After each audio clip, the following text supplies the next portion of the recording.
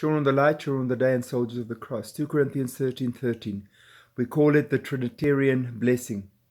All of you will know this if you've ever been to more than one church service, because oftentimes the preacher will end the service with a blessing of may the grace of Christ, the love of God the Father, and the sweet companionship or presence of the Holy Spirit or the fellowship of the Holy Spirit be with you.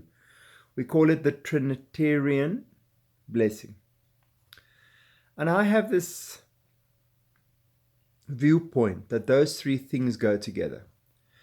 That to have access to the love of God, in which is all blessing, protection, and grace and healing, you need the grace of His Son, meaning you need to live in His undeserved goodness, you don't have that if you don't have a relationship with Him and don't live with dedication to Him.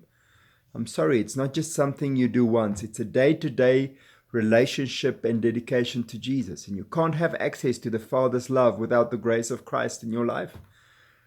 And the fellowship of the Holy Spirit, the power of God, the presence of God in you. Ephesians 1 and 4, 2 Corinthians 1 says the Holy Spirit seals us. He's the seal. He's the guarantee that we belong to God, that we'll be saved. He is our spiritual stamp of ownership. And you cannot have that without that deep relationship with Christ. So think about this.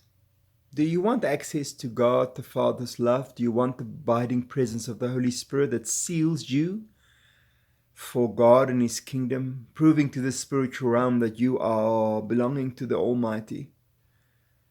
I think the key to both those wonderful, wonderful blessings is the grace of Christ, which you only have in a deep relationship with Him.